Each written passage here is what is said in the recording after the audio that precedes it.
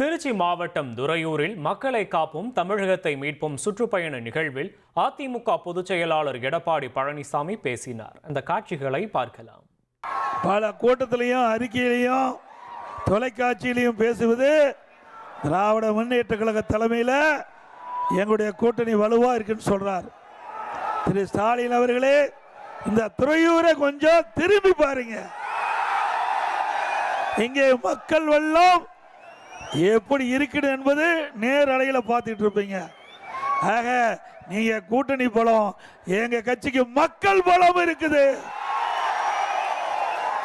ஆகவே தேர்தலிலே யார் ஆட்சிக்கு வர வேண்டும் என்று நிர்ணயிக்கக்கூடியவர்கள் பொதுமக்கள். அந்த பொதுமக்கள் எங்கள் பக்கம் இருக்கின்றார்கள். அதோட அனைத்து இந்திய அண்ணா திராவிட முன்னேற்ற கழக கூட்டணி நடைபெறுகின்ற சட்டமன்ற பொதுத் தேர்தலில் மக்களுடைய பேராதரவை பெற்று பெரும்பான்மையோட தனி பெரும்பான்மை அதிமுக ஆட்சி அமைக்கும். இன்றைக்கு முதலமைச்சர் திரு ஸ்டாலின் அவர்கள் தமிழ்நாட்டு மக்களுக்கு நிறைய திட்டங்களை செய்ததாக ஒரு பொய்யான செய்தியை தொடர்ந்து கூறி வருகிறார். ஒன்னே ஒன்று செஞ்சிருக்கிறார். தினந்தோறும் ஒரு அறிவிப்பு வெளியிடுவார். போட்டோ ஷூட் பத்திரிகையில் வரும், ஊடகத்தில் வரும், அதோட முடிஞ்சு போயிடும். அப்படித்தானே மக்களுக்கு நன்மை கிடைச்சிருக்குதா? இதே அண்ணா திமுக ஆட்சி இந்த துறையூர் பகுதி விவசாயிகள் நிறைந்த பகுதி, விவசாய தொழிலாளிகள் நிறைந்த பகுதி. இன்னைக்கு விவசாய தொழிலாளி கடினமான உழைப்பாளி. வேற எந்த தொழிலும் இப்படிப்பட்ட கடினம் கிடையாது. அப்படி இரவென்றும் பகலென்றும் வெயிலையும் மழையும் பொருட்படுத்தாம உழைக்கின்ற வர்க்கம் விவசாய தொழிலாளி. அதற்காக அண்ணா திமுக ஆட்சியில நிறைய திட்டங்களை கொண்டு வந்து நிறைவேற்றுகிறோம். இன்றைக்கு குடிமராமத்து திட்டம், ஏரி குளம் குட்டை அணை பல ஆண்டுகளாக தூர் வாராமல் இருந்தது. அண்ணா திமுக ஆட்சியில் விவசாயிகள் பங்களிப்போட பிரம்மாண்டமா குடிமராமத்து திட்டத்தை அறிவிக்கப்பட்டு இன்றைக்கு கிராமத்தில் இருக்கிற அனைத்து ஏரிகள் குளங்கள் எல்லாம் தூர்வாரப்பட்டு ஏரி ஆழப்படுத்தப்பட்டு குட்டைகள் ஆழப்படுத்தப்பட்டு பருவ காலங்களில் பெய்கின்ற மழைநீர் முழுவதும் சேமித்து வைத்தோம். கோடை காலத்தில் நிலத்தடி நீர் உயர்ந்து விவசாயத்திற்கு தேவை நீர், குடிப்பதற்கு தேவை நீரை வழங்கிய அரசாங்கம் அண்ணா திமுக அரசாங்கம். அதேபோல விவசாயிகள் நிறைந்த பகுதி, வேளாண் பெருமக்கள் நிறைந்த பகுதி. இந்த வேளாண் பெருமக்கள் கடினமான உழைப்பாளிகள். தொடக்க வேளாண் கூட்டுறவு கடன் சங்கத்திலே அவள் பயிர்க்கடன் பெற்றிருந்தாங்க. மாண்புமிகு புரட்சி தலைவி அம்மா 2016ஆம் ஆண்டு தேர்தல் அறிக்கையிலே குறிப்பிட்டார்கள். தமிழகத்துடைய முதலமைச்சர் பொறுப்பேற்றவுடன் விவசாயிகளுடைய பயிர்க்கடன் தள்ளுபடி என்று சொன்னார்கள். ஆட்சி பொறுப்பேற்று தள்ளுபடி செய்தார்கள். அம்மா மறைவுக்கு பிறகு அம்மாவுடைய ஆட்சி அம்மா வழியிலே செயல்பட்டது. 2021ஆம் ஆண்டு விவசாய பெருமக்களை சந்தித்து கொரோனா காலத்தில் கடுமையாக நாங்கள் பாதிக்கப்பட்டு விட்டோம். அதனால விவசாய பெருமக்கள் தொடக்க வேளாண் கூட்டுறவு கடன் சங்கத்திலே வாங்கிய பயிர்க்கடன் தள்ளுபடி செய்ய வேண்டும் என்று கோரிக்கை வைத்தார்கள். கோரிக்கை ஏற்று அனைத்து இந்திய அண்ணா திராவிட முன்னேற்ற கழக அரசு 12,500 கோடி கடன் தள்ளுபடி செய்த அரசாங்கம் அண்ணா திமுக அரசாங்கம். திமுக ஆட்சிக்கு வந்த பிறகு விவசாயிகளுக்கு இப்படிப்பட்ட திட்டத்தை கூடாது நிறைவேற்றிருக்காங்களா சொல்லுங்க. அதே போல நான் முதலமைச்சர் பொறுப்பேற்கின்ற பொழுது கடுமையான வறட்சி, குடிப்பதற்கு தண்ணீர் கிடையாது. அந்த காலகட்டத்தில் கூட இன்றைக்கு இந்த விவசாயிகள் பாதிக்கப்பட்ட பொழுது இந்த பாதிக்கப்பட்ட விவசாயிகளுடைய நிலங்களை பார்வையிட்டு சேதத்தை கணக்கிட்டு இந்தியாவிலேயே தமிழகத்திலேயே வறட்சி நிவாரணம் கொடுத்த ஒரே அரசாங்கம் அனைத்து இந்திய அண்ணா திராவிட முன்னேற்ற கழகம். தம்பி கீழே விழுந்துடாதப்பா, கொஞ்சம் இறங்க தம்பி, கீழே விழுந்துடாத ராஜா. பாரு கம்பி, தம்பி கம்பி இருக்குது ராஜா. நாம் பேசுறதோட உன்னை தப்பா பார்க்க வேண்டியதா இருக்குது. விழுந்துடாத, மெதுவா இறங்கு. அது மட்டுமல்ல, இன்றைக்கு விவசாய பெருங்குடி மக்கள் இயற்கை சீற்றத்தால் பாதிக்கப்படுகின்ற பொழுது, வறட்சியால் பாதிக்கப்படுகின்ற பொழுது, புயலால் பாதிக்கப்படுகின்ற பொழுது, வெள்ளத்தால் பாதிக்கப்படுகின்ற பொழுது, விவசாயிகளுடைய பயிர்கள் சேதமடைந்தால் அதை காப்பீடு திட்டத்தின் மூலம் சேர்க்கப்பட்டு பாதிப்படைந்த விவசாயிகளுக்கு அந்த காப்பீட்டு திட்டத்தின் மூலமாக அதிக நிவாரண தொகை பெற்று தந்த அரசு அதிமுக அரசாங்கம். கொடுத்தமல்ல, இந்தியாவிலேயே விவசாயிகளுக்கு அதிகமாக காப்பீட்டு தொகை பெற்று தந்த அரசு அதிமுக அரசு. அதேபோல விவசாயி தொழிலாளி இரவு பகல் பாராம பாடுபடுறாங்க, கடினப்படுறாங்க, உழைக்கிறாங்க. இதனால்தான் உணவு உற்பத்தி அதிகமாக பெருக்கி பஞ்சமில்லாம தமிழகம் இருக்குது.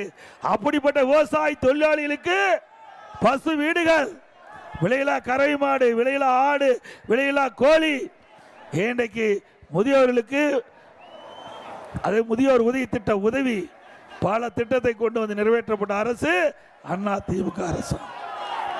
அது மட்டும் இல்ல,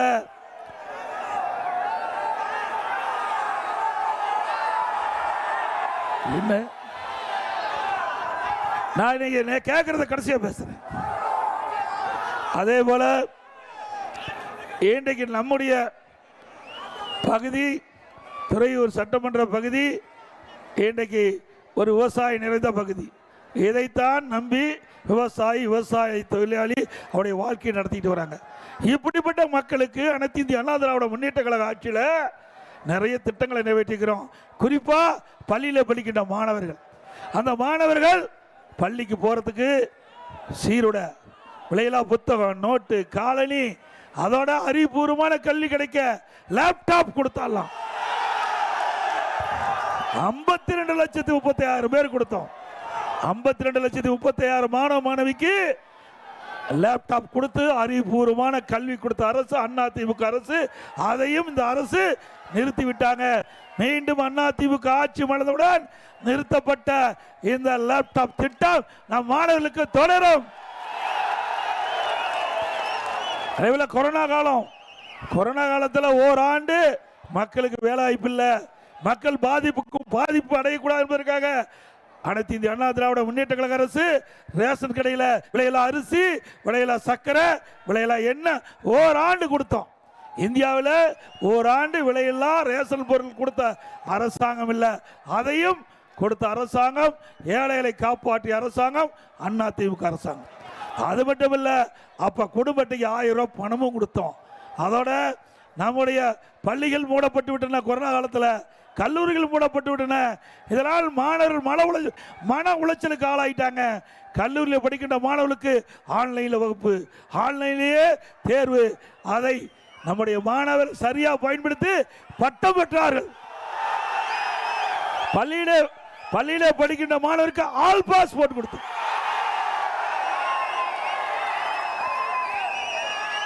இன்றைக்கு திராவிட முன்னேற்ற கழக ஆட்சி சிந்திச்சு பாருங்க.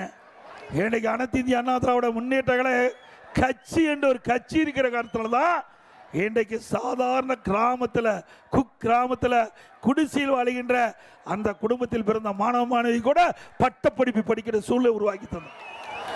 அதிமுக கட்சி மட்டும் இல்லைன்னா இன்னைக்கு மாணவருடைய கல்வி தமிழகத்தில் சிறக்காது. சிந்திச்சு பாருங்க. பொன்மலை சம்பால் புரட்சி தலைவர் எம்ஜிஆர் இருக்கின்ற பொழுது கல்லூரிக்கு முன்னுரிமை கொடுத்தார். மாண்புமிகு அம்மா அவர்கள் 2011-2021 வரைக்கும் அனைத்து இந்திய அண்ணா திராவிட முன்னேற்ற கழக ஆட்சி. அந்த காலகட்டத்தில் மட்டும் 67 கலை மற்றும் அறிவியல் கல்லூரி அரசாங்கத்தின் சார்பாக திறக்கப்பட்டது. பல்லாயிரக்கணக்கான மாணவர்கள், ஏழை மாணவர்கள் குறைந்த கட்டணத்தில் உயர்கல்வி பட்டப்படிப்பு படிச்சாங்க. அதே போல ஒரு ஆண்டு 11 அரசு மருத்துவக் கல்லூரி மருத்துவமனை, ஒரு வருஷத்துல 11 அரசு மருத்துவக் கல்லூரி மருத்துவமனை சாதனை படைச்சது. அதே போல மாண்பு அம்மா இருக்கின்ற பொழுது 6 அரசு மருத்துவக் கல்லூரி மருத்துவமனை. ஆக அனைத்து இந்திய அண்ணா திராவிட முன்னேற்ற கழக ஆட்சியில் 10 ஆண்டுகள்ல 17 அரசு மருத்துவக் கல்லூரி மருத்துவமனை திறக்கப்பட்டு இந்தியாவிலேயே ஒரு மாநிலத்தில் ஒரே 5 ஆண்டுல 10 ஆண்டுல 17 மருத்துவ கல்லூரி நாம தான் உணவு. திமுக ஆட்சிக்கு வந்து 4 ஆண்டு நிறைவு பெற்று விட்டது. ஒரு மெடிக்கல் காலேஜ் கொண்டாட முடிஞ்சதா?